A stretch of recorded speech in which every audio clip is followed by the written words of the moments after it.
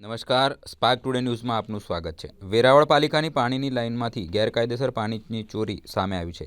Hiran dam પરથી શહેરીજનો માટે પીવાના પાણીના લાઇનમાં ચોરી કરવામાં આવી છે। પાલિકા તંત્ર એક્શનમાં જોવા મળી રહ્યું છે। ઉકડિયા ગામ નજીક 7 ગેરકાયદેસર કનેક્શન મળી આવ્યા છે। પાલિકા દ્વારા તમામ કનેક્શન બંધ કરવા યુદ્ધના ધોરણે કાર્યવાહી કરવામાં આવી રહી છે। પાણી ચોરી કરનારા ઈસમો સામે કાયદેસરની કાર્યવાહી હાથ ધરાશે। લાઇન ફિટિંગ સમયે બેદરકારી સામે આવી છે। મારું નામ સોલંકી જેઠાભાઈ વીરાભાઈ, વોટરવર્ક શાખા, head of the department, Veraval Patan સંયુક્ત નગરપાલિકા।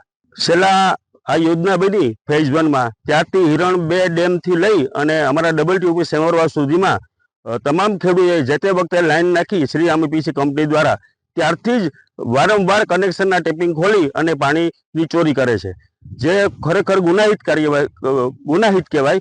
પરંતુ છેલ્લા દર વર્ષે અથવા તો દર 6 મહિને ઉનાળાની ઋતુમાં વેરાવળ પાટણ સંયુક્ત નગરપાલિકાને પૂરતું પાણી ન મળતું હોય અને રોજ અમારા મોનિટરિંગ દરમિયાન અમને માલુમ પડે કે આ કનેક્શન 10 થી 12 કનેક્શન 2 થી 2.5 ઇંચના અને 3 ઇંચ સુધીના કનેક્શનો બિનઅધિકૃત ખેડૂત દ્વારા લેવામાં આવે છે, જેની અસર અમને તરત અમારા પુરવઠા ઉપર અસર પડે છે અને લોકોને સમયસર અને ટાઈમ ટેબલ ઉપર પાણી આપી શકતા નથી।